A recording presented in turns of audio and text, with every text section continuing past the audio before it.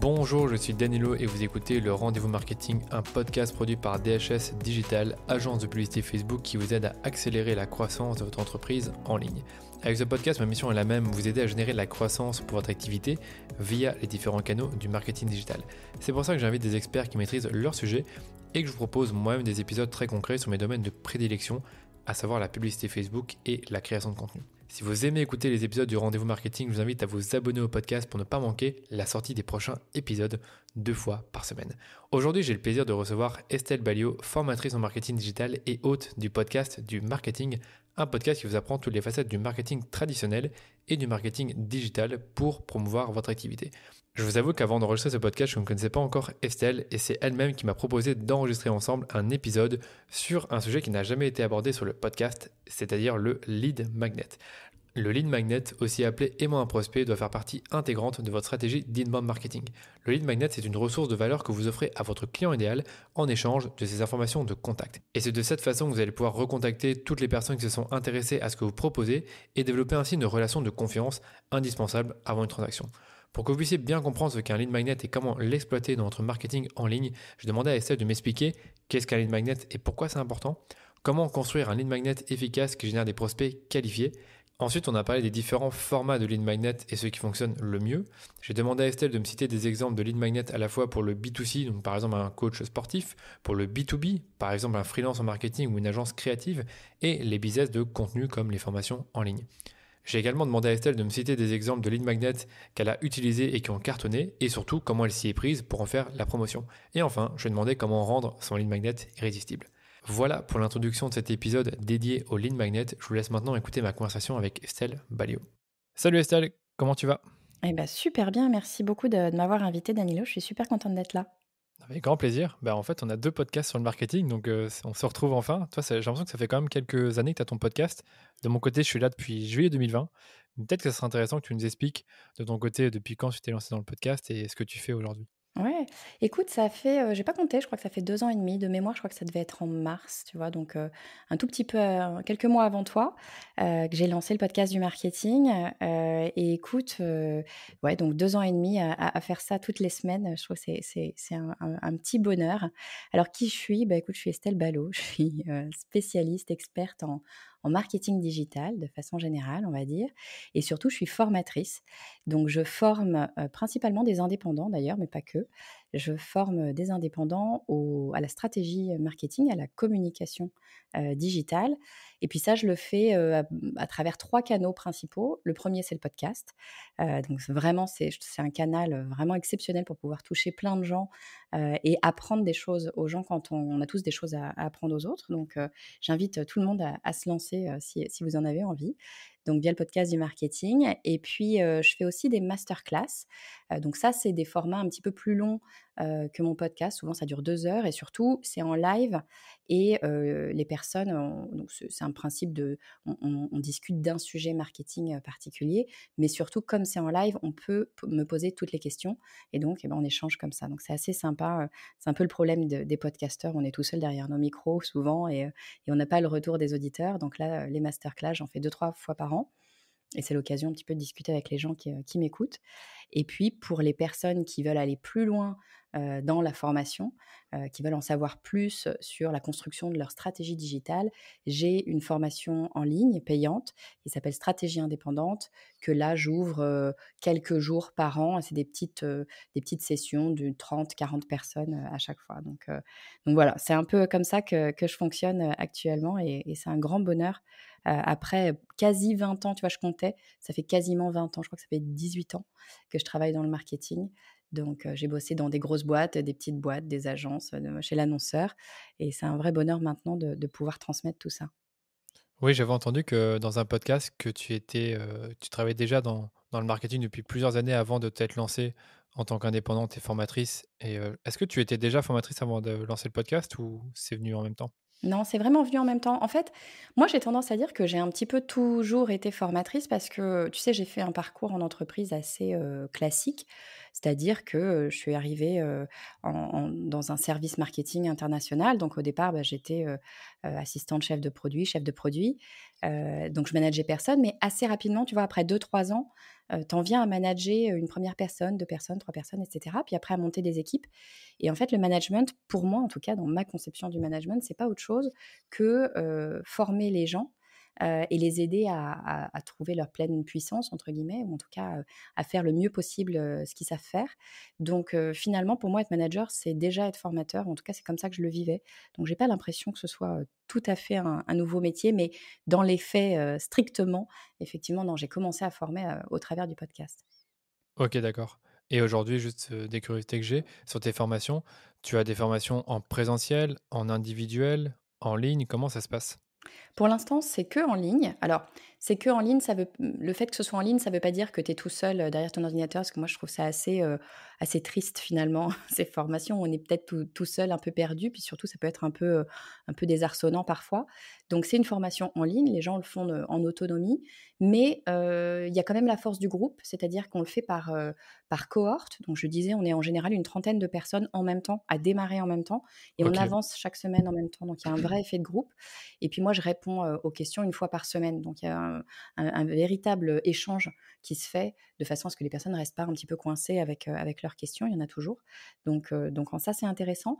Mais ta question est intéressante. Tu vois, cette année, c'est pas encore je l'ai pas annoncé, c'est pas du tout encore prêt, mais c'est un projet pour le printemps, début d'été. Je vais faire, une formation en présentiel, un truc un petit peu original qui sort, on va dire des formations classiques, c'est-à-dire que ça va être un mix entre la formation et le sport. OK.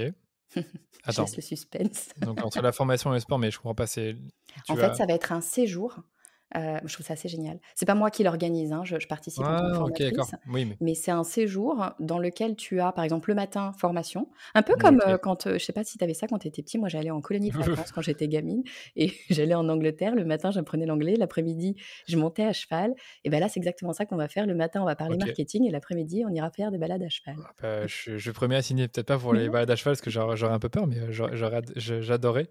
Non, écoute, c'est top comme concept. Pour avoir fait une formation présentielle il y a 2 mois avec, Who Run the World Agency, donc j'espère que je prononce bien, c'était plutôt cool. C'était plutôt cool et les échanges étaient hyper intéressants et j'ai aussi appris beaucoup de choses des personnes qui étaient, apprenants aussi, donc c'était top. Et pour revenir à la formation en ligne, enfin, je pense que ça dépend vraiment de ce que tu, proposes comme contenu. Il y a des personnes qui aiment bien justement, suivre, leur contenu à leur aise et appliquer. Par exemple, une formation sur la productivité, j'ai pas forcément besoin d'être en groupe pour l'appliquer, mais une formation justement sur la stratégie marketing, j'ai peut-être besoin d'être accompagné de comment dire? De passer module par module pour construire d'abord mon persona, puis après, mes canaux de communication, ma stratégie de publicité, je ne sais pas exactement et là, c'est peut-être mieux d'être en groupe. Ouais, puis je pense qu'il y a une question de temporalité aussi. Tu vois, le fait, de faire une formation en ligne, ça te donne une véritable liberté quant à, quand est-ce que tu es disponible pour faire cette formation. Là où une formation en présentiel, bien sûr, bah, il faut être présent, aux heures et aux jours dits. Donc c'est pas exactement le même schéma et i pour moi, les 2 sont super intéressants. Tu pas la même chose. J'aime beaucoup, moi, l'histoire de la liberté, de temps, surtout quand tu es sur un temps long. Tu vois, moi, la formation que j'ai, par exemple, Ouais. c'est, sur 9 semaines. Donc sur 9 semaines, tu vois, tu passes 2 mois et demi, presque 3 mois ensemble. C'est intéressant de pouvoir, l'accommoder à ton agenda. Tu vois, typiquement, moi, je suis maman, j'ai pas le temps, le mercredi de travailler, sur quoi que ce soit. Si on me demande d'être présente, je pourrais pas. Là, la formation en ligne te donne cette liberté-là et en même temps, des formations en présentiel, moi, je trouve ça super intéressant parce que ça t'oblige à te focus, tu vois, à aller vraiment laisser tout le reste de côté. Tu reprends pas tes dossiers, tu es à fond pendant, souvent c'est toute une journée ou plusieurs journées d'affilée. Tu es vraiment à fond sur un sujet et du coup, ton cerveau, je pense, réfléchit, d'une façon un petit peu différente. Tu te mets vraiment en mode, apprentissage et en ça, c'est super intéressant aussi. Donc c'est pas exactement les mêmes, voilà, je pense qu'il y a des temporalités différentes et qui répondent à des besoins différents. Les 2 sont intéressants à mon avis. Ouais, pour conclure, pour moi, une bonne formation en présentiel, il faut qu'il y ait un côté pratique assez rapidement parce que ça doit pas être un truc où on est passif. Il faut qu'il y ait qu'on puisse appliquer directement ce qu'on apprend. Ouais, j'ai envie de te dire que sur une formation en ligne aussi. Moi, pour Oui, moi, une bonne aussi, formation, il faut que ce aussi, soit pratique, mais sinon, comment expliquer ça? Genre, il faut qu'il y ait des applications, mais tu as plus de temps pour le faire. Alors qu'en présentiel, il faut que tu puisses le faire Ouais, directement et déjà avoir quelqu'un qui te corrige en quelque sorte. je suis d'accord, je suis Je sais d'accord. pas comment bien expliquer, mais Non, en tout mais cas, je je te suis complètement. C'est aussi la force de et c'est en ça que le présentiel est super intéressant, qui est plus dur, qui est faisable, mais qui est plus dur à faire en distanciel, c'est d'appliquer tout de suite et surtout de partager avec les autres, apprenants, je sais pas comment on peut appeler ça, mais ouais, les prenant. les autres personnes et d'avoir le feedback tout de suite des personnes, voir comment les gens réagissent et ça fait faire des bons géants en général. Mmh. Ouais, les 2 sont top. Bon, je te propose qu'on rentre dans le vif du sujet, si ça va pour Ouais, toi? avec plaisir. Donc aujourd'hui, pour les auditeurs le savent, on parle de lead magnet, donc l'aimant à prospect. Et bah, toi, tu m'en as parlé justement avant qu'on enregistre ce podcast, comme quoi c'est un sujet que tu maîtrises assez bien et que tu as eu l'habitude d'appliquer pour tes clients, pour toi-même. Et je pense que ça serait intéressant d'expliquer pour ceux qui nous écoutent ce qu'est un lead magnet déjà et pourquoi c'est important. Yes. Alors écoute, un lead magnet, en fait, c'est un outil marketing, hein, on peut dire même une stratégie marketing d'acquisition de ce qu'on appelle des leads, hein, c'est-à-dire faire rentrer des contacts sur ta base de données. Donc, grosso modo, c'est comment faire pour obtenir l'adresse email d'un potentiel prospect ou de quelqu'un que tu veux faire rentrer dans ton audience. Donc, c'est toujours un peu la question, comment est-ce que je vais faire pour avoir plus de gens qui vont accepter de me donner leur adresse email. Le principe du lead magnet, c'est de travailler à l'inverse. C'est-à-dire qu'au lieu de venir tout simplement demander à la personne: «Bonjour, est-ce que vous voudriez bien, me donner votre adresse email?» Ça peut marcher, mais c'est pas, voilà, c'est pas nécessairement extrêmement engageant.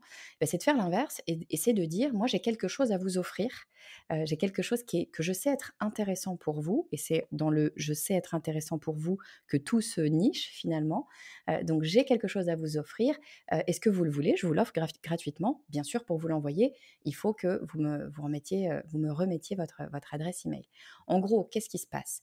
Toi, qui recherches à obtenir, l'adresse email de quelqu'un, pourquoi tu veux l'adresse email de quelqu'un? Parce que c'est potentiellement, quelqu'un avec qui tu veux pouvoir échanger par la suite, quelqu'un que tu veux faire rentrer, dans ton audience directe. Cette personne-là, pour l'obtenir, il va falloir commencer par comprendre quels sont ses besoins, quelles sont ses problématiques, voilà, qu'est-ce qui le gêne. En fait, c'est tout le travail classique, du persona, qui est évidemment un travail super important et super intéressant à faire. Donc, en gros, comprendre son audience, comprendre ses clients et une fois que tu as compris, ce qui va, un petit peu les gêner, c'est pas forcément un énorme problème d'ailleurs, hein, mais ce qui va les arrêter, dans leur, parcours, eh bien, tu vas pouvoir leur proposer la solution. Donc ça peut être quelque chose d'extrêmement simple, mais tu vas leur proposer un document. Bien souvent, c'est un document PDF, ça peut prendre plein de formes différentes, on en parlera peut-être, mais mettons un document PDF dans lequel tu leur expliques, bah, comment faire telle étape et tu sais que c'est, bah, une étape, qui les bloque jusqu'à maintenant, donc probablement ils vont dire: «Ah non, mais attends, super idée, ça m'intéresse, je veux que tu puisses, me parler de ça, en fait, tout simplement» et donc cette personne te remet son adresse email, et en plus de ça, comme tu l'as fait intelligemment normalement, bien évidemment, cette problématique-là dont on parle, c'est la problématique, en tout cas plus grosse, peut-être plus large, dont toi tu vas parler peut-être dans ta newsletter ou dans les emails que tu vas vouloir envoyer à la personne peut-être par la suite. Et donc, eh bien, d'un point de vue RGPD, hein, qui est la loi qui régit un petit peu l'envoi des emails, eh bien, tu vas avoir le droit de continuer à envoyer ces emails à cette personne parce que cette personne, en fait, t'a dit qu'elle était intéressée par ce sujet, qu'elle souhaitait que tu lui envoies des informations à ce propos-là. Donc, en gros, c'est un système très simple et très vertueux dans lequel tu vas aller proposer à ton audience quelque chose que tu sais, dont ils ont besoin ou qui leur plaît, qui leur fait envie, gratuitement et pour leur envoyer, eh bien, tu as besoin de leur adresse email de façon à pouvoir, eh bien, leur transmettre le document. Ouais, super bien expliqué. Et il y a tellement de types de lead magnets différents que, en fait, je pense que dans l'esprit de beaucoup de personnes qui sont là sur Internet depuis assez longtemps, ou justement qui découvrent seulement cet univers, se disent, mais en fait, un lead magnet, c'est un e-book. Pas forcément. C'est pas forcément un e-book de 50 pages ou au contraire. Et donc, je pense qu'on se fait toujours une montagne sur le format de lead magnet en lui-même. Et ça faisait partie de mes questions. C'est est-ce que toi, tu as un listing des meilleurs formats ou des différents formats de lead magnet et aussi ceux qui fonctionnent vraiment selon toi et ton expérience.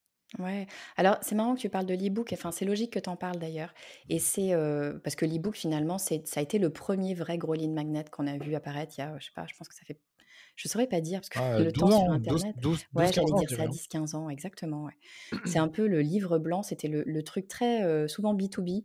Tu vois? Moi, je viens de chez Microsoft. Chez Microsoft, il y avait des livres blancs, il y a toujours des livres blancs, à ma grande stupeur.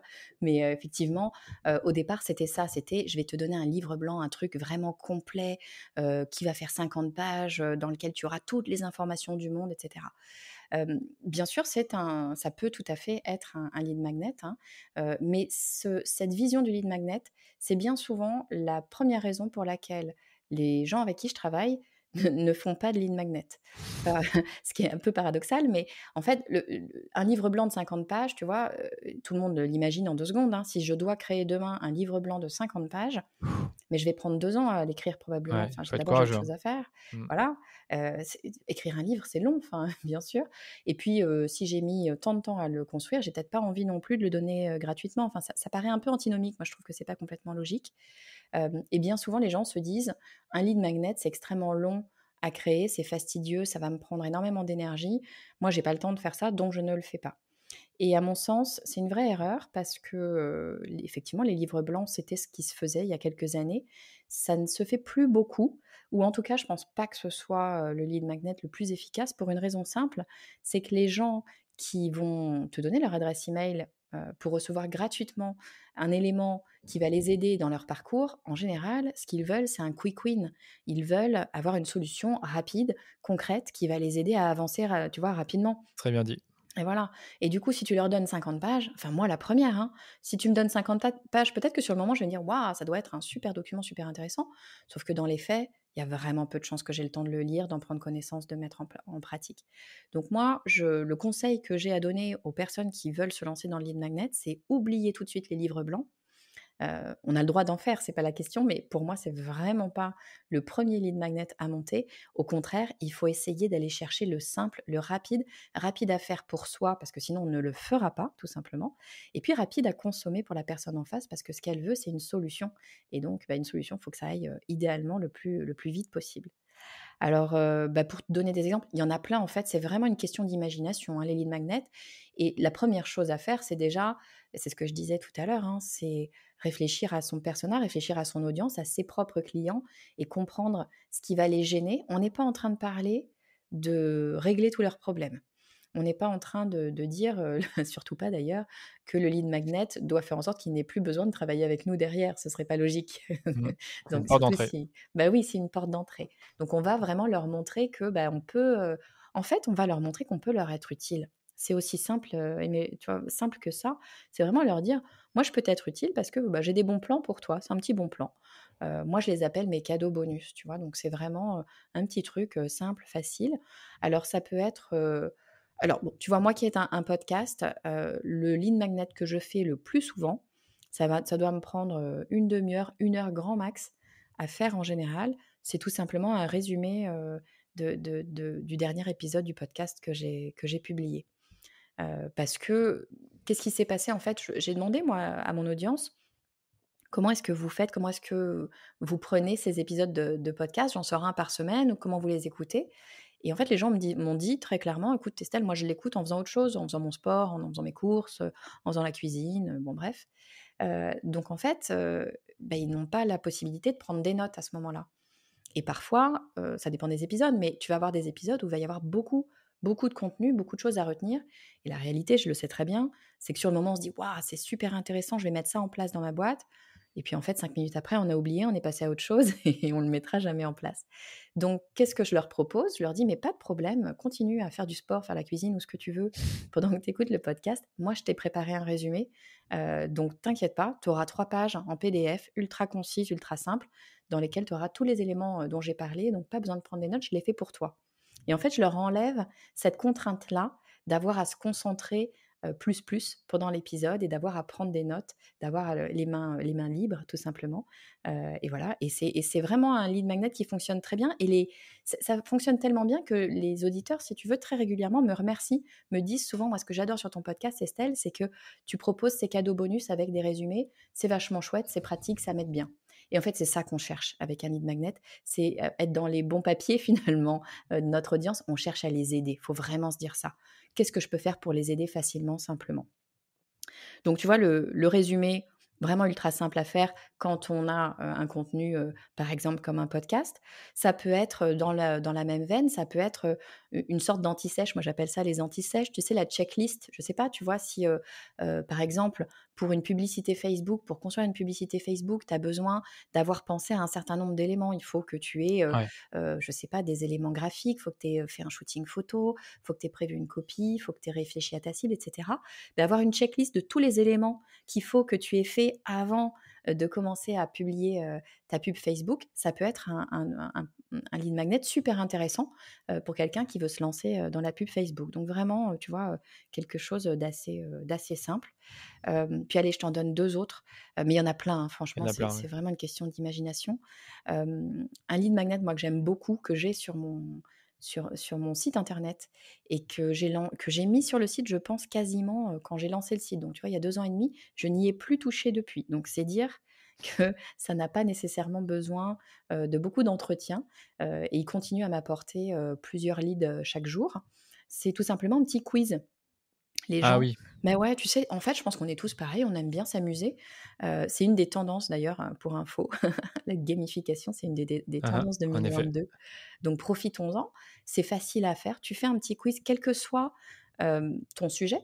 Je sais pas si tu es, naturopathe, par exemple, bah, tu peux faire un quiz sur, la nutrition, comment est-ce que tu dis-moi comment tu manges et je te dirai, quel remède il te faut. Alors je suis pas naturopathe, je vais dire des bêtises, mais voilà, comment adapter ton alimentation. C'est pas très compliqué à mettre en place. Il faut un petit logiciel en général, mais franchement, il y en a 1000, c'est facile. Et puis, bah, pour avoir la réponse, à ton quiz, pour savoir quel type, de repas, ou de planification de repas il te faudrait, eh bien, il faut que tu laisses un adresse email pour que je t'envoie, ton petit document. Ultra simple, ultra agréable. Tout le monde adore faire ces petits quiz, tout le monde a envie d'avoir le résultat. Donc, très, très facile d'avoir les adresses email, des personnes. Et encore une fois, là où c'est intéressant, c'est que c'est pas une adresse email pour avoir une adresse email. La personne qui va te laisser son adresse email pour avoir son menu type, c'est quelqu'un qui s'intéresse à sa propre nutrition. Donc, c'est quelqu'un qui va potentiellement, pouvoir avoir besoin des services, d'un ou d'une naturopathe, un de ces 4. Donc très intéressant en soi, très simple à mettre en place. Et puis allez, un dernier qui est un peu plus complexe, mais vachement bien aussi, c'est le challenge. Alors encore une fois, tu vois, c'est un peu gamification, mais peut-être un petit peu plus sérieuse. Le challenge, qu'est-ce que c'est? C'est, bah, tu choisis un thème qui, encore une fois, fonctionne avec ton audience, une problématique qu'ils ont. En plus, on est, au moment où on enregistre ce podcast, on est au début de l'année, donc on est tous à prendre des grandes résolutions, pour l'année qui arrive. Bah, peut-être que tu peux dire à ton audience: «Écoute, on va le faire ensemble et puis moi, je vais t'aider à le faire, donc pendant 4 jours, 5 jours, 7 jours, 21 jours, peu importe.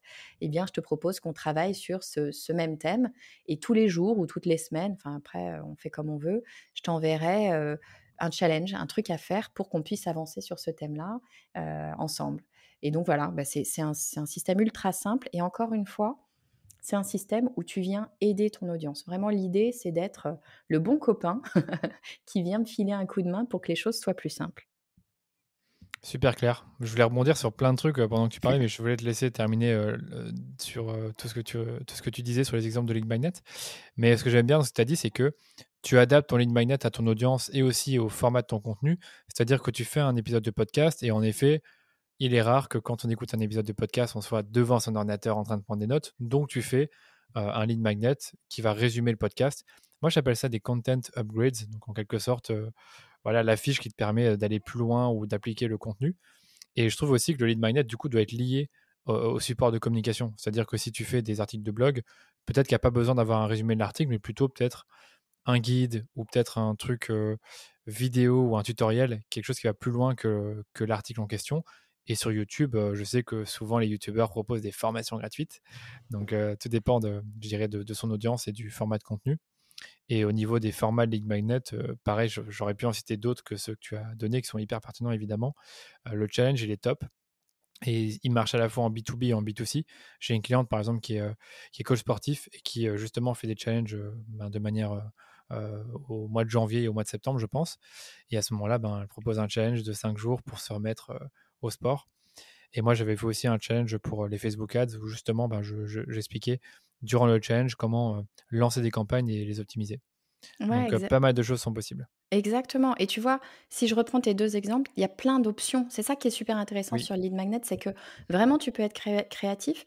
Si on parle d'un coach sportif, alors évidemment comme tu dis, tu as le challenge, viens on se remet au sport et puis tu peux avoir aussi, bah, le meal ce que moi j'appelle le meal plan. Souvent quand tu veux faire du sport, bah, tu fais attention à ton corps, à ta santé et la nutrition ça passe par là et si tu es comme moi en tout cas, tu sais jamais quoi faire à manger. Tu veux Mmh. bien manger mais tu sais pas forcément quoi faire. Moi si tu me donnes un menu tu vois, de la semaine avec les trucs que j'ai, à cuisiner, les courses que j'ai à faire, mais je suis super heureuse, c'est tout simple et ça va vraiment, aider les personnes dans un sujet qui peut être d'ailleurs un petit peu, je dirais connexe, tu vois? Quand tu es dans la nutrition, tu es pas exactement dans le coaching sportif, mais ça va ensemble et donc encore une fois, ce qu'on cherche à faire, c'est aider la personne. Donc on n'est pas obligé d'être pile sur, son propre sujet. On peut aller chercher des choses un petit peu connexes et puis, tu vois, tu prenais l'exemple, bah, de ton agence, sur une agence, Facebook Ads, tu vas avoir des gens peut-être, de niveaux différents. Tu vas avoir des gens qui connaissent très, très bien, la publicité, Facebook, qui ont, une grosse boîte par exemple et qui ne veulent pas la faire eux-mêmes parce qu'ils veulent, bien sûr prendre des experts pour le faire mieux qu'eux. Et puis tu vas avoir des gens qui, finalement connaissent pas encore, si bien que ça, Facebook et les Facebook Ads surtout et avant de se dire: «J'ai envie de faire des Facebook Ads», bien souvent, on a envie de savoir, bien ce que ça peut nous apporter. Et le meilleur moyen, à mon avis, tu vas me dire ce que tu en penses, mais Ouais. à mon avis, le meilleur moyen, c'est de commencer par tester, soi-même. Donc un lead magnet ultra simple, c'est peut-être juste un guide qui t'explique, je sais pas, ou une mini, formation qui t'explique en 5 étapes comment faire pour lancer ta première pub Facebook. C'est probablement le premier pas pour avoir des pubs Facebook et un jour avoir besoin d'une agence voilà, pour gérer ses pubs Facebook. Donc on peut voir aussi, à moyen long terme. Ouais, bah, écoute, je sais pas si tu été sur mon site, mais Non? j'ai ça. En fait, j'ai essayé d'expliquer à toi et aussi à l'audience, comment est-ce que j'ai raisonné, mais avec le guide de la pub Facebook, donc qui est un guide introductif à la publicité Facebook, je vous explique comment lancer votre première campagne. Évidemment, une fois que vous avez lancé la première campagne, ben, on se rend compte qu'il y a beaucoup plus de problèmes que ça et c'est là qu'intervient la formation. Donc on va dire le gros vendeur, mais bon, là, c'est un peu comme ça que je raisonne et pour l'agence, c'est vrai que le guide de la pub Facebook, c'est pas l'idéal parce que, ben, nos clients ont déjà lancé des campagnes. Donc du coup, eux ont plus besoin de les optimiser, de les scaler. Ils ont besoin de contenu, ils ont pas trop d'idées de quel contenu choisir. Et donc là, c'est plutôt à ce moment-là que j'ai d'autres lead magnets plus pointus, qui sont peut-être un peu moins présents sur mon site, mais qui sont présents dans certains articles ou certaines pages. Mais c'est un peu comme ça que j'ai raisonné, c'est toujours avoir des lead magnets adaptés à mon audience, mais aussi en fonction de leur connaissance de la publicité. Exactement, faut aller les aider là où ils sont. Moi, j'ai Ouais, c'est ça. toujours tendance à me dire ça. Faut se poser la question où est-ce qu'ils en sont et qu'est-ce qu'ils ont besoin de savoir pour avoir envie de travailler avec moi? Et en fait, tu Ouais. peux les aider à avancer, sur le chemin. C'est pas toujours immédiat et c'est pas grave. Mais en plus, tu peux avoir plusieurs lead magnets à pour ton audience, mais à différents stades de leur développement, sur ton sujet de prédilection. Donc, un lead magnet pour les débutants, un pour les intermédiaires et un pour les plus avancés, si tu as à chaque fois un programme pour chacune de ces personnes-là. Pour moi, il faut qu'il y ait toujours une continuité entre les 2. Absolument et puis alors c'est quelque chose qu'on n'a pas dit, tu vois? Jusqu'ici et ce qu'on dit souvent des lead magnets, c'est pour, obtenir une adresse email, hein, faire, rentrer quelqu'un dans ton audience, mais pas que en fait. Là, ce que tu dis, le fait d'avoir plusieurs lead magnets à différents niveaux, ça peut t'aider à segmenter ton audience tout simplement, Oui, à c'est vrai. savoir où ils en sont et à leur proposer après des choses plus personnalisées en fonction de leurs besoins. Donc c'est vraiment, un outil, ultra facile à mettre en place et super intéressant qui apporte beaucoup de choses. Ouais, c'est vrai que j'avais pas pensé pour la segmentation. Enfin, pour cet épisode, en tout cas, j'avais pas pensé à tout ce qui est segmentation, mais c'est vrai que pour votre base mail, en fait, vous pouvez taguer les personnes qui s'inscrivent en fonction de lead magnet qu'ils ont téléchargé. Donc ça, c'est hyper intéressant parce que ça permet d'envoyer des emails plus personnalisés. Donc ouais, vraiment un sujet intéressant où il y a plein de choses à dire sur toute la problématique des cadeaux, des aimants à prospects ou des lead magnets, hein. C'est un peu des termes interchangeables. Après, la question, c'est finalement comment est-ce que tu construis un lead magnet. Est-ce que tu utilises un outil spécifique? Est-ce que tu as un process que tu vas utiliser pour le construire? Je ne sais pas si tu peux nous en dire plus là-dessus parce que comme tu le sais, je pense qu'une des peurs des personnes qui nous écoutent, c'est de ne pas avoir le temps de le faire ou de bien le faire. Ouais, alors écoute, moi je prône la simplicité. Tu vois, je travaille toute seule, Ouais, donc je vraiment cherche des choses qui sont, simples, accessibles, peu coûteuses parce que je travaille beaucoup avec des indépendants, donc c'est aussi, mon travail d'essayer de, voilà, trouver des solutions, accessibles, on va dire. Et le principe du lead magnet, c'est que vraiment tu fais absolument ce que tu veux. Donc comment est-ce que je fais? Je vais te donner, vraiment l'exemple d'un de mes lead magnets, par exemple un résumé d'épisode. Bah, comment je vais faire? Jusqu'à présent, enfin jusqu'à il y a peu, je faisais tout simplement un document PDF. Donc, je commençais soit sous Word ou sous PowerPoint, vraiment très, simplement et très bêtement, que j'enregistrais sous PDF. Ça, c'était première étape. Maintenant, j'essaye de les customiser un petit peu plus. Je les fais sous ouais. Canva, parce que c'est tellement facile sous Canva de faire des jolies choses, donc autant les faire. Mais voilà, extrêmement simple. Et puis après, pas besoin d'outils, particuliers. Ce dont tu as besoin, c'est, potentiellement un site internet, tu es même pas obligé. Il se trouve que moi, je les mets sur mon site internet, donc je crée une page à chaque fois sur mon site Ouais. spécifique pour faire une sorte de mini landing page. C'est vraiment, mais alors extrêmement succinct. Il faudrait d'ailleurs que je la refasse, mais c'est pas ma priorité parce qu'en fait, ça joue pas vraiment tant que ça dans le fait que mon lead magnet, fonctionne. Là, actuellement, j'ai une page très sincèrement assez moche, où c'est juste, le titre du lead magnet en une phrase, ce qu'il y a dedans et laissez-moi votre prénom et votre adresse email, basta. Donc OK. c'est vraiment pas très, enfin, en tout cas, c'est très succinct, très rapide. Et puis c'est juste un formulaire, si tu veux, qui te permet de recueillir l'adresse email qui est reliée à mon gestionnaire, de base email. Moi, en l'occurrence, c'est Mailchimp, mais ça fonctionne avec n'importe quel gestionnaire de base email. Ça, en revanche, s'il y a un outil à avoir, c'est bien celui-là, c'est d'avoir un gestionnaire, tout simplement parce que c'est légal, hein. Tu peux pas, conserver les adresses email, de personnes par exemple, sur un tableur Excel. J'ai entendu ça un jour, ça m'a ça m'a fait hérisser le poil. Non, on ne peut pas faire ça, on doit, protéger les adresses email qu'on nous confie. Ça fait partie de la loi RGPD et c'est très bien.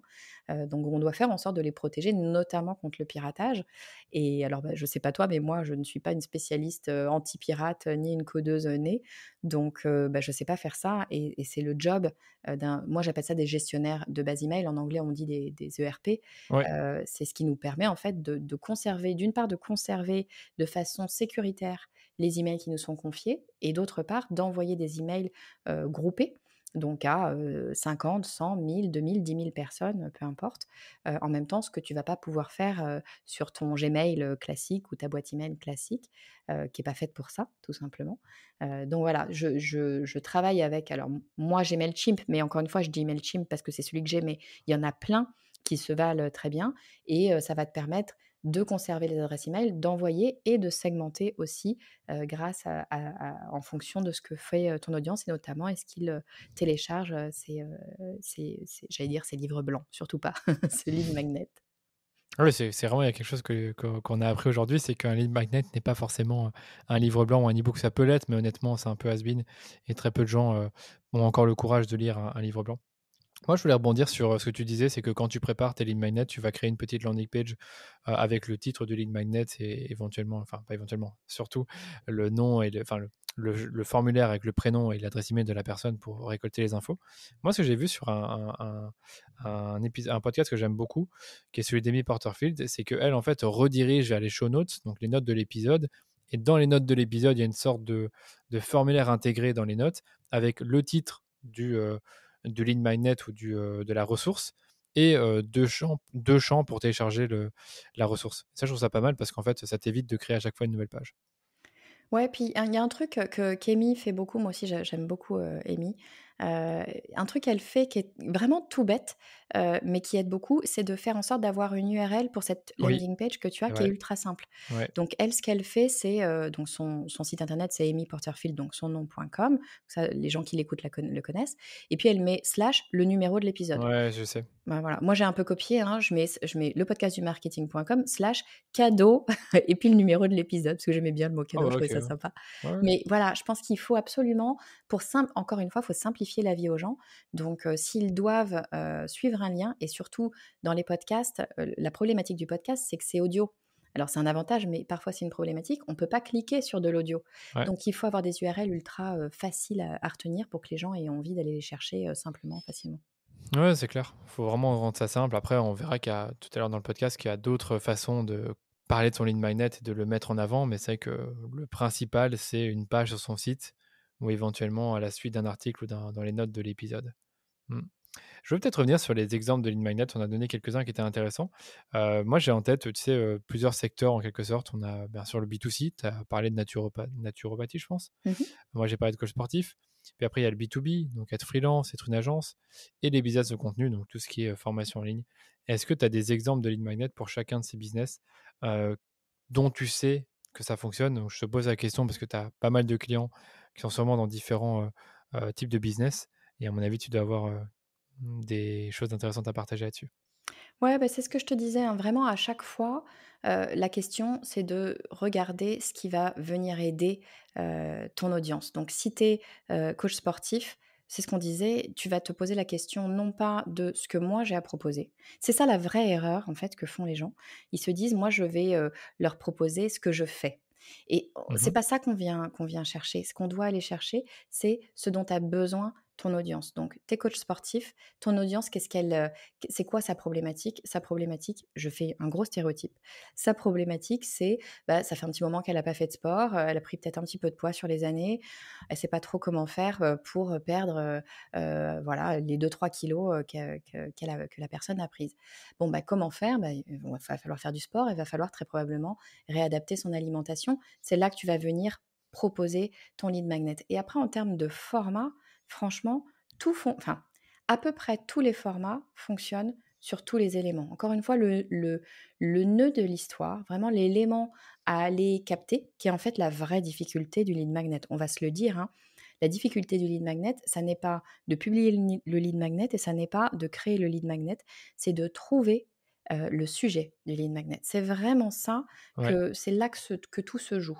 Et c'est pour ça que, alors moi je suis une grande aficionados du persona, mais c'est vraiment, ça a une vraie valeur. C'est-à-dire que si tu comprends ton audience, si tu comprends les gens, non pas dans seulement pourquoi est-ce qu'ils travaillent avec toi, mais aussi vraiment qu'est-ce qui les arrête, qu'est-ce qui les gêne, et ben tu vas pouvoir venir les aider. Et c'est vraiment là que vont se faire les choses, et que tu vas pouvoir changer les choses pour eux. Si tu es, par exemple, un professeur d'anglais, tu vois, j'ai une cliente Ouais. qui est professeure d'anglais. La problématique, de ses étudiants ou des parents des étudiants, c'est pas tant, de comment dire? De faire en sorte que leur enfant apprenne l'anglais. Bien sûr que c'est la problématique, mais la vraie problématique derrière, quand tu creuses, quand tu discutes avec ses parents et avec ses étudiants, et c'est ça que j'invite les gens à faire, hein, c'est vraiment d'aller faire des interviews, auprès de sa cible, hein, tout simplement, pour comprendre leur vie, comprendre ce qui se passe. C'est pas tant d'apprendre l'anglais, parce que l'anglais, bah, bien sûr, ça demande du travail, d'apprendre l'anglais, ça demande de l'implication, et cetera, mais on peut le faire. La difficulté, en tout cas de ces étudiants et de ces familles, c'est, de trouver la bonne orientation et de faire les bonnes démarches pour la bonne orientation. Et l'anglais fait partie de ça, parce que s'ils n'ont pas, tel niveau, alors je crois que c'est au TOEFL, au TOEIC, je ne sais plus ce Ouais. qu'elle m'expliquait, eh bien, ils vont pas pouvoir rentrer dans l'école ou dans l'université, qu'ils souhaitent, intégrer. Donc un élément qui pouvait être intéressant pour elle de proposer, c'était pas nécessairement un mini cours d'anglais, tu vois? C'est peut-être le premier truc auquel on aurait pu penser: «Tiens, je te donne un mini cours d'anglais ou, les règles des verbes, je sais pas, irréguliers en anglais». Ça franchement, bah, ça donne Moyen. pas méga envie, Non, non, tu c'est vois? moyen, c'est C'est pas moyen. vraiment très drôle. En revanche, de t'aider à comprendre comment tu peux faire pour bien te positionner, bien sûr en rapport avec l'anglais, pour que ton TOEFL fonctionne ou pour que tu aies bien, alors après moi je te dis ça, je m'y connais pas, nécessairement, en Parcoursup et autres, dramatiques, administration. Mais voilà, comment est-ce que tu vas pouvoir faire pour bien te positionner, pour pouvoir intégrer l'école que tu souhaites? Ça, c'est un vrai truc qui les intéresse et c'est là que tu vas venir réellement avoir une vraie valeur ajoutée auprès des personnes et c'est vraiment ça qu'il faut faire. Donc moi, mon conseil, c'est d'être créatif dans ce que tu vas proposer, bien sûr, mais de commencer par comprendre ton audience et pour comprendre ton audience, bien souvent, on se dit: «Mais oui, moi je connais mon audience». Ben en général, on a une bonne intuition. Moi, je dis toujours, faut se faire confiance, hein. On a bien souvent une excellente intuition, même quand on démarre. Donc je le dis pour les gens qui lancent, leur activité. Souvent, on me dit: «Mais moi, en fait, j'ai pas de clients, donc je sais pas». Ma réponse, c'est: «Commence par te faire confiance» parce que, on est beaucoup plus doué que ce qu'on ne pense et dans nos sociétés, on décode, plein de signaux faibles, sans s'en rendre compte. Donc bien souvent, notre intuition est bonne, elle n'est pas forcément complète, mais on est sur la bonne voie et une fois que tu as posé ton intuition et ben, moi, ce que j'invite les gens à faire, c'est d'aller interviewer. Alors je sais que ça paraît pas facile, hein, mais c'est d'aller interviewer des potentiels clients et si possible, des gens qu'on ne connaît pas. Pas ses clients à soi, parce que ils nous connaissent, ils seront peut-être pas complètement objectifs, ils oseront peut-être pas être totalement honnêtes. Donc moi, j'invite les gens à aller identifier des personnes qui ressemblent à la typologie de clients qu'ils imaginent être leurs futurs clients, par exemple, de les rencontrer. Alors c'est très facile en fait, hein, on va sur les réseaux sociaux, si c'est du B2C, on va sur Facebook, sur Insta et si c'est du B2B, on va sur LinkedIn. Grosso modo, tu arrives à trouver à peu près tout le monde en ce moment maintenant et puis d'aller demander aux gens, bah, de t'accorder 15 minutes. Heu, Tu ne les connais pas et je pense qu'il faut vraiment le faire de façon ultra simple. Moi, c'est comme ça que je fais. Je leur explique le projet, je leur dis: «Voilà, moi, je suis en train de monter, tel élément. J'ai besoin de comprendre, mes clients. J'ai rien à vous vendre». Il faut vraiment, je pense, désamorcer ça Ouais. et puis leur dire: «Bah, j'aimerais qu'on discute ensemble, j'aimerais que vous me parliez de vous» et écoute, je sais que quand je dis ça, les gens me disent: «Non mais attends, mais moi, je ferais ça, je suis timide, j'ai pas envie d'aller embêter les gens» et cetera. Alors moi, je suis complètement introvertie comme personne, c'est pas du tout mon truc d'aller taper sur, l'épaule, des personnes pour, leur demander des trucs. Mais en fait, faut vraiment le faire. D'une part parce que, bah, franchement, tu as pas grand-chose à perdre. Au pire, la personne te dit: «Tu es sympa, mais non». Et puis, tu as beaucoup à gagner et la réalité, c'est que moi, je le fais. Tu vois, quand je lance une nouvelle formation, par exemple, vraiment, je le fais et je le fais auprès de gens que je ne connais ni d'Ève ni d'Adam. On ne m'a jamais dit non. En fait, les gens sont absolument ravis qu'on s'intéresse à eux et c'est en fait bien normal, hein. La plupart du temps, on leur demande des choses, on leur demande de faire des choses. Là, tu leur dis juste: «J'ai envie de comprendre comment tu fonctionnes. J'ai rien à te vendre, j'ai rien à te proposer, je veux juste te comprendre» et les gens sont absolument ravis de te donner un quart d'heure de leur temps. C'est rare, hein, tu peux avoir des personnes qui sont complètement overbookées et on peut tout à Ah fait ouais. l'entendre et le comprendre, mais la plupart des gens sont très contents de le faire, donc j'invite vraiment tout le monde à le faire. Puis en plus, tu pas à l'abri de faire une belle rencontre et finalement d'avoir peut-être un futur client, donc faut pas s'en priver. Non, c'est clair. Non, c'est clair qu'il faut le faire et je le fais, hein, de temps en temps aussi, dès que j'ai l'occasion de parler à un client, je lui pose les questions classiques, «Quel est ton problème? Comment ça t'a permis, de résoudre ce problème? Qu'est-ce que ça a changé pour toi?» Je pense qu'il y a toute une série de questions qu'on peut poser pour mieux comprendre son client, mais c'est du bon sens, hein, finalement. Et j'aime bien aussi le qu'est-ce qui se passerait si ton problème n'était pas résolu? Comme ça, tu Yes. peux savoir un peu ce qui fait peur à la personne. Mais l'idée, comme tu le disais, c'est de comprendre la personne, ce dont elle a vraiment besoin. Tu donnais l'exemple, des étudiants qui doivent se préparer pour le TOEFL ou le TOEIC. Ben, c'est clair que leur vrai problème, c'est ça, c'est d'être bien préparé à cet examen-là en particulier. Donc si tu offres un lead magnet sur comment bien te préparer ou la checklist pour, ne rien oublier, c'est plus puissant que juste un cours d'anglais sur, les temps passés, par exemple, en anglais. Exactement et puis il faut vraiment pas hésiter à creuser. C'est-à-dire que si j'avais appelé, tu vois, par exemple un parent, d'élèves en terminale, tu vois, ou qui doit passer cet examen, ce TOEFL ou ce TOEIC, la première réponse qu'il m'aurait dit, c'est: «J'ai besoin que mon enfant, soit bon en anglais». Ouais, c'est Sauf qu'en ça. fait, c'était pas ça le vrai problème. Le vrai problème, c'était comment est-ce qu'il fait? Parce que tu peux être bon en anglais et puis finalement te planter au TOEIC très probablement. Donc c'était vraiment de creuser la question pour savoir pourquoi est-ce qu'il a besoin d'être bon en anglais? À quel moment il a besoin d'être bon en anglais? Pour faire quoi est-ce qu'il a besoin d'être bon en anglais? C'est vraiment faut pas hésiter à être Oui, curieux. Je oui, c'est pense que clair.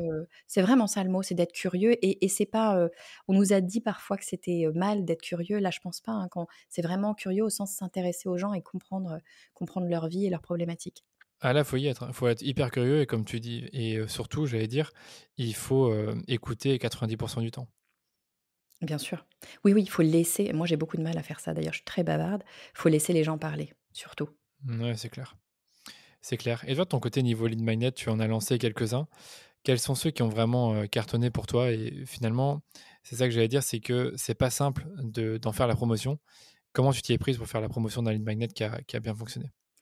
Écoute, je vais te parler de mon plus gros lead magnet, à ce jour. Il a fonctionné en 2 étapes, vraiment en 2 temps. D'abord, c'est un lead magnet très simple, donc je le redis, hein, il m'a pris, je crois, une demi heure de temps à construire. Pas mal. C'était un fameux résumé dont je te parlais, hein, d'un épisode. J'avais reçu, Grégoire Gambato qui est un des influenceurs du moment, sur LinkedIn et je lui avais demandé de venir sur mon podcast pour, m'expliquer comment faire pour, faire le buzz sur LinkedIn. Mmh. Et évidemment, Grégoire, comme à son habitude, nous avait donné vraiment plein de conseils super intéressants. Donc j'avais fait un résumé, de cet épisode de podcast. Mais ce que j'avais fait, alors c'est un petit coup de chance aussi, hein, sur celui-là précisément, j'avais dit à Grégoire: «Écoute Grégoire, ce que je vais faire, c'est que je vais mettre en place exactement tout ce que tu viens de me dire, sur mon prochain post LinkedIn». Et mon prochain post LinkedIn, c'était justement le post qui allait, promouvoir ce résumé. Et il se trouve que ce résumé, enfin pardon, ce post, non pas ce résumé, hein, le post a fait 600 000 vues. Donc clairement, de très, très loin, le plus gros de tous les posts que j'ai jamais eu, sur LinkedIn. Et ça évidemment, ça aide énormément. C'est-à-dire que ça marche en 2 sens. Première chose, le lead magnet était très facile à faire, c'était juste un résumé. Deuxième chose, je vais sur LinkedIn parce que c'est là où se trouve un mon audience, 2 c'est en ligne avec mon sujet. Je venais de recevoir quelqu'un qui est un spécialiste de LinkedIn et qui nous explique comment réussir sur LinkedIn. Donc je savais qu'évidemment un post, sur LinkedIn allait, bien évidemment, probablement trouver sa cible en tout cas, sinon faire le buzz, au moins trouver sa cible. Donc bien sûr, ça m'a permis de promouvoir, très, très largement. Je crois que j'ai eu tout de suite, je crois que j'ai fait 1 500, leads sur ce post. Donc 1 500 personnes qui ont demandé à télécharger, ce lead magnet, donc assez énorme. 1 500 leads gratuitement, c'est vraiment voilà une jolie perf. J'étais contente d'avoir passé une demi heure à faire un résumé. Mais si tu veux, je me suis pas arrêtée là et c'est là où c'est intéressant aussi les lead magnets, c'est que l'idée, c'est bien sûr de promouvoir ton lead magnet pour que bien qu'il soit vu et que des gens, aient envie de l'utiliser, mais pas seulement. C'est-à-dire que tu vas, aussi chercher à le réutiliser. Tout comme tu vas le faire sur du contenu, Mmh. quand tu crées du contenu, tu vas être amené, si tu le peux, en tout cas moi j'invite les gens à le faire, à réutiliser ce contenu de façon différente. Bah, c'est exactement ce que je fais avec, ce lead magnet. Heu, Ce post que j'ai fait, je l'ai fait qu'une fois à 600 000. Je ne vais pas toutes les semaines le Oui. reposter à nouveau, ça n'aurait pas de sens. En revanche, sur LinkedIn, toutes les personnes qui me demandent en contact, ce qui, j'ai la chance, m'arrive, régulièrement, tu vois? Des gens qui viennent me dire: «Écoute Estelle, ce serait sympa qu'on partage nos réseaux». Eh bien, systématiquement, quand voilà, j'accepte leur demande et je leur envoie un petit message, de bienvenue pour leur dire qui je suis parce qu'on va pas se leurrer, hein, sur LinkedIn, on demande en contact des gens, sans forcément savoir exactement qui ils sont toujours. Moi la première. Moi aussi. Donc je leur explique, qui je suis, ce que je fais rapidement et puis en petit cadeau de bienvenue et ben, je leur donne, ce résumé de l'épisode avec Grégoire et ça marche super bien parce qu'encore une fois, c'est des gens qui sont sur LinkedIn. S'ils me demandent en contact, en général, c'est qu'ils s'intéressent au marketing et là, je leur propose un document qui va les aider d'un point de vue marketing sur LinkedIn. On est pile poil dans ce qui, a priori, les intéresse et ça fonctionne ultra bien et ça me permet, d'avoir tous les jours, des nouvelles personnes, qui s'abonnent à ma liste d'emails, sans que j'ai, moi, rien à faire. Ouais, c'est très intelligent ça. Moi, j'aime beaucoup cette stratégie-là, d'envoyer, un lead magnet enfin un lead magnet, un lien vers une ressource intéressante, directement après que tu aies reçu une invitation. Mais est-ce que tu le fais aussi quand tu invites des gens ou c'est juste quand tu reçois l'invite? Je le fais toujours quand je reçois l'invite et je peux le faire parfois quand j'invite des gens. En fait, ça dépend vraiment du contexte.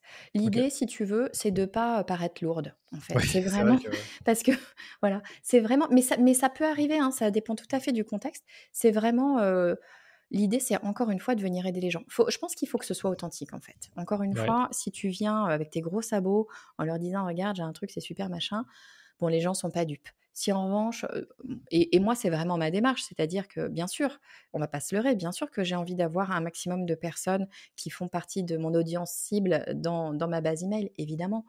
Mais, j'ai pas envie d'aller embêter les gens et surtout, je veux pouvoir, ça fait vraiment partie de ma mission, si je dois avoir une mission, je veux pouvoir, laisser une trace, avoir un impact. Si je peux aider les gens, dans mon quotidien, bah, moi, ça me rend plus heureuse. Donc, faut vraiment, je pense, le faire de façon complètement authentique et se dire: «Bah, je te file un coup de main» parce que ça me coûte pas plus cher de te filer un coup de main, en fait. Puis en l'occurrence, moi, ça va m'aider aussi parce que, bah, si tu fais partie de mon audience, potentiellement, peut-être que ça m'aidera dans mon business derrière. Donc, encore une fois, c'est win-win, mais il faut que ce soit authentique.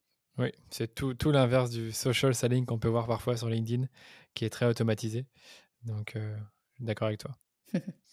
Est-ce que tu as d'autres stratégies à partager à l'audience pour attirer du trafic vers un lead magnet? Écoute, si on reste sur LinkedIn, j'en ai un peu parlé, mais je ne l'ai pas détaillé et c'est une stratégie toute bête, toute simple, mais qui fonctionne mais tellement bien. Et j'entends plein de gens sur LinkedIn qui disent que ça ne fonctionne plus. Ok, Ça n'est pas vrai. Je l'ai encore fait hier et j'ai fait 20 000 vues.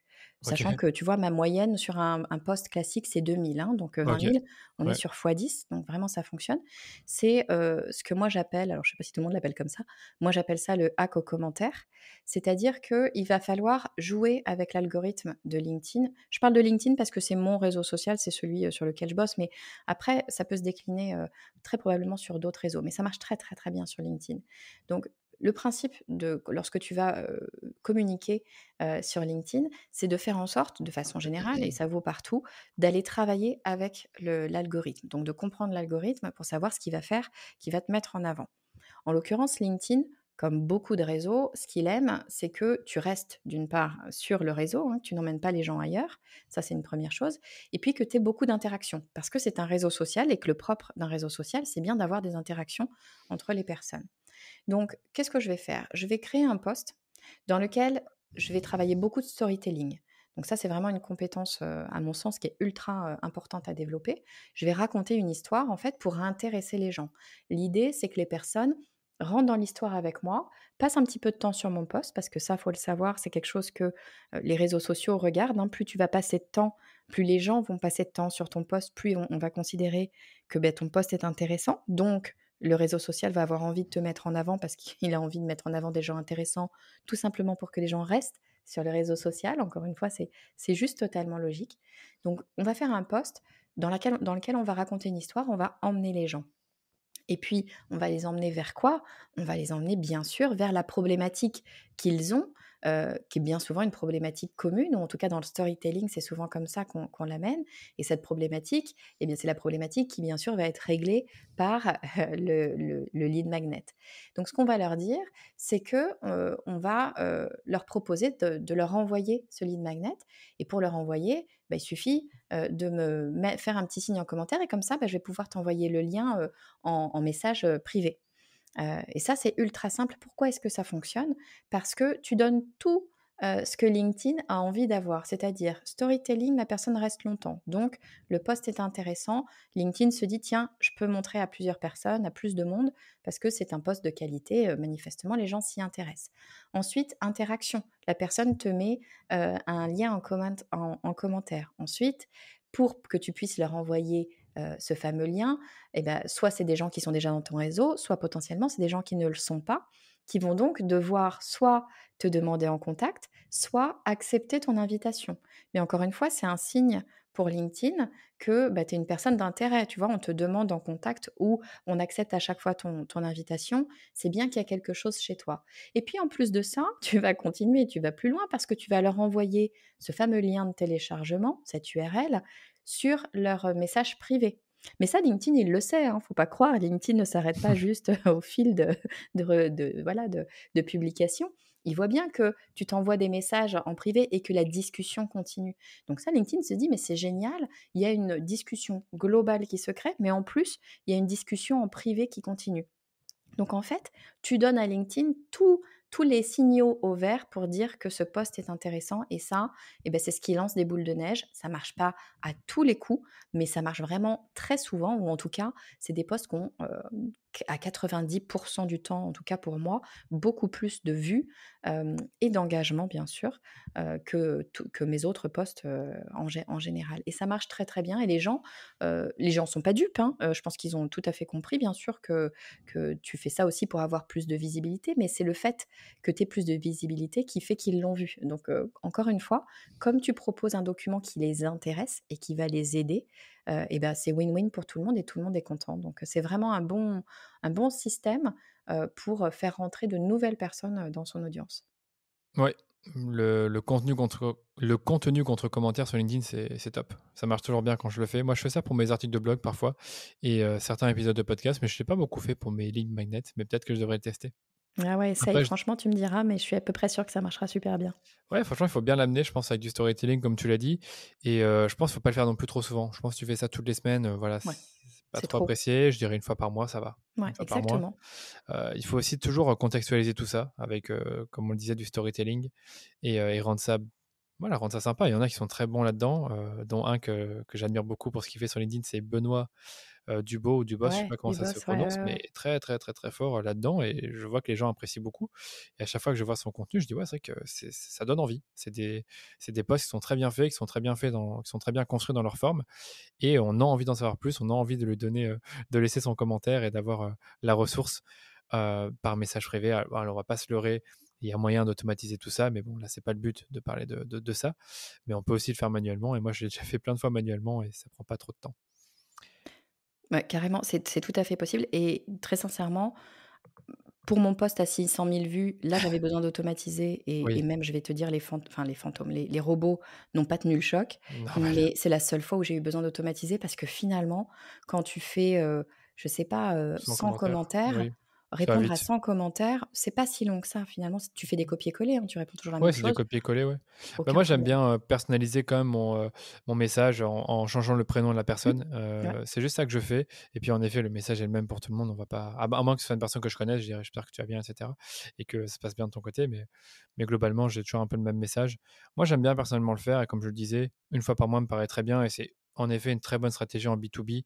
Enfin, je pense qu'il y a un peu de B2C qui peut se faire sur LinkedIn, mais globalement, c'est plus en B2B. Et donc, ouais, bonne stratégie pour attirer du trafic sur un lead magnet. Moi, personnellement, j'aime bien aussi le retargeting Facebook, hein, je vais pas le cacher. Donc, quand quelqu'un va sur mon site ou me suit sur Facebook et Instagram, inévitablement, la personne va voir un de mes lead magnets qui peut être un guide ou une formation gratuite. Et c'est sympa aussi comme stratégie pour avoir des gens qui vont visiter la landing page de lead magnet. Ouais, c'est sûr que de toute façon, dès lors que tu vas enfin moi, je trouve qu'on parle pas assez des audiences chaudes.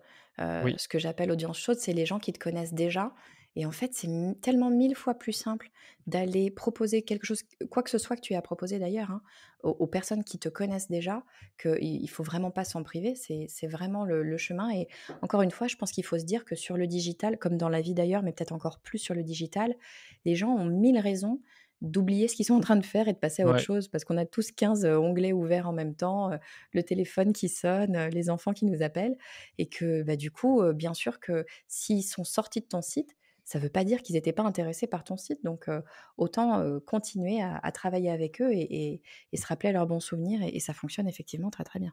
ouais, franchement, pour moi, si vous faites du web, enfin, je sais qu'il y en a qui font beaucoup de web marketing. Honnêtement, c'est une campagne qui a pas beaucoup coûté cher parce que les audiences sont limitées en taille.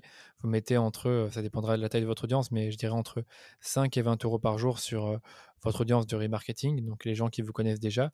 Et en fait, toute l'année, cette campagne va tourner. Et dès qu'une personne va visiter votre site, ben, elle reverra cette publicité-là. La bonne nouvelle, c'est que vous ne devez pas changer régulièrement la pub puisque ce seront toujours des nouvelles personnes qui vont arriver dans vos audiences et celles qui s'y intéressent plus vont les quitter. Donc, un truc simple à mettre en place, mais qui permet vraiment constamment d'avoir des nouveaux leads un peu comme toi. Donc, quand quelqu'un t'invite sur LinkedIn, ben, et quand tu acceptes l'invitation, tu vas proposer ensuite la ressource LinkedIn, le document, à la personne qui s'est intéressée à toi. Bon, bah écoute, moi j'ai quasiment terminé avec mes questions. J'en avais encore une dernière pour toi, mais est-ce que toi, tu as une méthode particulière pour rendre son lead magnet irrésistible, c'est-à-dire vraiment donner envie de télécharger la ressource. Ça peut être soit une technique de copywriting ou ça peut être une technique en design, n'importe quoi, mais quelque chose qui peut aider à rendre son lead magnet plus désirable pour l'audience. Bah, écoute, c'est pas une technique moi j'ai pas de baguette magique, je dis toujours, donc c'est pas une technique, miracle, mais c'est vraiment et ça recoupe, ce que je disais, avant, c'est vraiment allier 2 choses. La première, c'est de comprendre vraiment intrinsèquement son audience, et quand je dis vraiment, c'est vraiment régulièrement, ne pas s'arrêter parce qu'on l'a fait il y a 2 ans, mais régulièrement aller, discuter avec son audience, pas ses clients seulement, son audience, donc des gens, plus larges pour vraiment les comprendre et puis, réellement travailler le storytelling. Moi, je pense que c'est une grosse clé qui est sous-évaluée. Je trouve que on en parle, mais on n'en parle pas tant que ça. dans les études. Alors, moi, ça fait un moment que j'ai fait mes études, mais c'est pas quelque chose qu'on apprend, en école de commerce, par exemple, beaucoup, et je suis pas sûre qu'il y ait d'ailleurs de formation en storytelling et je trouve ça bien dommage parce qu'il y a des vraies techniques de storytelling, ça s'apprend, c'est pas compliqué, ça s'apprend de bien raconter des histoires et pour moi, ça change radicalement la donne dès lors que tu sais raconter des histoires, tu sais intéresser les gens, tu sais captiver et une fois que les gens sont captivés, ils ont envie d'en savoir plus sur toi et ça marchera pour un lead magnet, mais ça marchera aussi pour tout le reste. Donc c'est pour moi, vraiment ultra important de savoir présenter son lead magnet, savoir présenter ce qu'on a à offrir, de la bonne façon pour que les gens aient envie de travailler avec nous. Donc moi, qu'est-ce que je dirais? Encore une fois, c'est pas une technique infaillible, mais c'est puisqu'il y a pas forcément de formation, je dirais standard qui existe, c'est soit se former, sur internet, hein, il y a plein de mini formations qui existent là-dessus ou de formations un peu plus complètes. Mais si on veut pas aller jusque-là, c'est tout simplement de regarder ce que font, les gens, qui nous plaisent. Tu parlais de pardon, Ouais, j'ai oublié son Benoît, prénom, Christophe Dubos? Qui a un Benoît su Dubos. Benoît Dubos, merci, qui a un super, une super copie, une super façon d'écrire. Je pense qu'il faut, enregistrer ces posts-là, les mettre de côté, les regarder, essayer de comprendre comment est-ce qu'ils les construisent. Parce qu'en fait, on va se rendre compte assez rapidement qu'on a tous un style et on les construit tous de la même façon, C'est vrai. ou en tout cas selon des schémas. Alors il y a des schémas qui existent, hein, les AIDA, les PASS et cetera. Donc ça on peut trouver de la théorie, mais en tout cas, il y a vraiment des choses qui se répètent comme ça et c'est, une compétence, je pense, ultra, ultra importante à développer pour les lead magnets, mais pas que. Et ça peut changer radicalement la donne parce qu'encore une fois, eh ben, on peut avoir le meilleur lead magnet du monde, si personne ne le voit, s'il vient pas sous le nez des gens, eh ben, ça il servira à absolument rien. Donc, le storytelling, c'est pour moi vraiment une des clés qui te permet de te rendre visible. Ouais, c'est clair. Ça se fait au travers d'un post, au travers d'une newsletter, même une publicité. Donc il y a toujours moyen de raconter quelque chose, là-dessus. Même dans l'intro du lead magnet, enfin, ouais, il y a toujours moyen de raconter une histoire. Ouais, c'est super important. Enfin, moi, les histoires, pour moi, c'est ça le marketing, en fait. C'est pas autre chose que raconter des histoires. Tu vois, c'est quand j'ai commencé le marketing, quand j'étais en école de co, je me disais qu'il manquait un gros truc dans dans ma Dans les formation, 4P. en tout cas dans la formation que j'ai eue, c'est la psychologie. J'avais une copine d'ailleurs en fac de psycho à l'époque, je lui ai demandé de me filer ses, ses cours pour essayer de comprendre, mais ça marche vraiment comme ça. Une fois que tu as compris comment fonctionnent les gens, quels sont, tu vois, leurs attributs psychologiques qui les fait réagir, tu as compris plein de choses et c'est ça le storytelling, hein. C'est pas autre chose le storytelling qu'appuyer sur le bon bouton pour créer une émotion. Donc, savoir, générer des émotions, c'est vraiment, une des grosses clés à mon avis pour réussir maintenant, en communication. Ouais, clairement. OK, bah, écoute, on a fait le tour. Si tu veux, on peut passer aux questions de la fin. Il y en a 3, ça va aller plutôt vite. La première, c'est est-ce que toi, tu as un livre ou un podcast ou même une chaîne YouTube que tu recommanderais à nos auditeurs qui, eux, consomment beaucoup de contenu? Écoute, ouais, moi alors je reçois pas mal de livres, j'ai cette chance-là avec le podcast, on m'envoie souvent, les livres qui paraissent. J'en ai reçu un, il y a quelques semaines, quelques mois, que j'ai trouvé, vraiment super intéressant. Puis tu vois, ça va bien avec, exactement ce que je te disais à l'instant. C'est un livre de Céline Niederhofer, qui s'appelle «Le guide du copywriting» et alors moi j'ai toujours un peu peur, hein, de ces guides-là, je me dis: «Tu vas toujours trouver la même chose» Ouais, et celui-là, il a l'intérêt à la fois de reprendre des bases et je pense que c'est toujours intéressant voilà, de partir de la base, mais il donne vraiment des éléments super intéressants. Je l'ai reçu sur le podcast du marketing, Célim, où on parlait vraiment spécifiquement de comment est-ce que tu abordes la tarification et comment est-ce que tu parles de tes prix. Et ça, c'est quelque chose dont il parle vraiment en profondeur dans son livre. C'est l'un des thèmes qu'il aborde dans son livre, mais vraiment, il va dans le détail de psychologique, vraiment, de qu'est-ce qui fait que les personnes réagissent à tel ou tel éléments et comment est-ce que tu vas présenter les choses et comment est-ce qu'un mot placé à côté d'un autre va changer radicalement la donne. C'est vraiment super, super intéressant, c'est assez passionnant et ça peut donner beaucoup, beaucoup d'idées justement pour travailler sa propre copie. Après chacun son style, chacun sa façon de faire, mais je trouve que c'est un guide assez intéressant pour se poser les bonnes questions. ouais, moi, ça m'intéresse beaucoup ça, ce genre de guide. C'est un long livre, le guide? Non, écoute, ça fait, je sais pas 150-200 pages, et puis tu sais, c'est le genre de livre, c'est pas comme un roman, tu as pas besoin de tout lire Oui, d'un je coup. vois, ouais. Tu peux scanner un petit peu ce qui t'intéresse et c'est plein, plein, plein de bons conseils. Donc, vraiment, je te le recommande. OK, merci, top. Niveau outils, est-ce que tu peux nous partager 3 outils que toi, tu utilises dans ton quotidien de web marketer? Yes, alors tu vois, je réfléchissais un petit peu aux outils que j'utilise. Je me disais: «Il faut que je trouve des outils, vraiment, exceptionnels que personne ne connaît» et puis en fait, je me dis que non, ce serait vraiment, dire n'importe quoi parce que j'utilise pas tant d'outils, que ça finalement, dans mon quotidien. Donc je vais te dire les outils que j'utilise réellement et tu vas voir que je pense Ouais. que la plupart des gens les connaissent. 1er outil que j'utilise et qui je trouve moi, a révolutionné, les choses, en tout cas pour moi, c'est Canva. Donc Canva, je pense que tout le monde connaît maintenant, hein. C'est un outil qui te permet de faire des conceptions graphiques, presque pro, mais en tout cas ultra facilement et du graphisme, on en a besoin tout le temps quand on fait de la communication, que ce soit pour une pub, pour un logo, pour, créer une page de vente, pour, un peu tout et n'importe quoi, pour ses réseaux sociaux et c'est un vrai métier d'être graphiste. C'est vraiment, quelque chose de complexe. Moi, j'ai travaillé en agence de pub, je travaillais avec des gens, vraiment, ultra doués, ultra passionnés. C'est un véritable métier qui demande des compétences, complexes et notamment de savoir, maîtriser des outils, que ce soit Photoshop, InDesign ou autres qui sont ultra puissants, mais quand même un coûteux, 2 compliqués, à maîtriser et en fait Canva a permis non pas de mettre, tous ces gens-là de côté parce que Canva ne te permettra jamais de faire tout ce que va te permettre de faire un Photoshop, bien sûr, quand que un ce qu'un un professionnel peut faire avec un Photoshop. Ce que moi je peux faire avec un Photoshop, Canva m'aide à faire beaucoup mieux en général parce que je suis pas forcément très douée. Mais, mais effectivement, je trouve que ça a permis, de démocratiser le graphisme, pour un peu tout le monde. Tu es plus obligé systématiquement de passer par une agence de design pour, la moindre petite communication et tu peux très facilement faire des très belles choses et c'est pas que, des templates de mise en page Canva Voilà. comme on peut souvent le croire. Tu vois, j'utilise Canva Pro.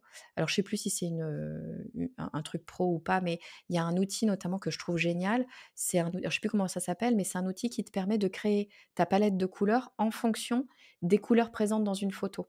Donc par exemple, si tu pars, tu vois, tu veux créer, je sais pas, un visuel, pour une pub Facebook, tu pars d'une photo, lambda, hein, que tu as faite toi, tu vois? Et tu veux, créer un univers, coloriel autour avec des éléments, mais tu sais pas choisir les couleurs parce que c'est une vraie science de bien choisir les couleurs. C'est pas, quelque chose que tout le monde peut faire, de façon complètement intuitive. Et ben là, tu vas pouvoir aller choisir juste en cliquant sur un bouton, Canva va te sortir une palette de couleurs qui, de façon certaine, sera harmonieuse avec ta photo. Moi, ça, je trouve ça, juste absolument magique. Donc j'adore ce logiciel. Je trouve que c'est vraiment, quelque chose qui m'aide, au quotidien, pour à peu près, n'importe quoi, dès lors que j'ai besoin d'une image. Donc ça, c'est un premier outil. 2e outil que j'utilise, je t'en ai parlé, tout de suite, hein, c'est Mailchimp. Alors Mailchimp, il est décrié, je vais tout te dire. Moi, je l'utilise depuis des années, Mailchimp, à l'époque où il était quasiment totalement gratuit. Donc je sais pas, je pense que ça fait plus de 10 ans, que j'ai mon compte Mailchimp et c'était vraiment ultra, ultra abordable parce qu'à l'époque, il y avait pas trop de concurrence, il y avait pas trop de gens non plus qui avaient de base email. En tout cas, ça commençait.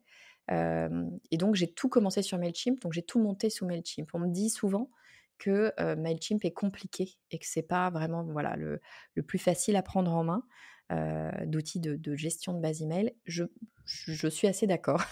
C'est pas forcément, toujours extrêmement simple, mais je continue à l'utiliser parce que je trouve que c'est un outil très, très puissant, qui est pas parfait, mais qui est très, très puissant et puis on va pas se mentir, c'est un petit peu la mise en garde que je ferais sur les ERP, donc les gestionnaires de base email.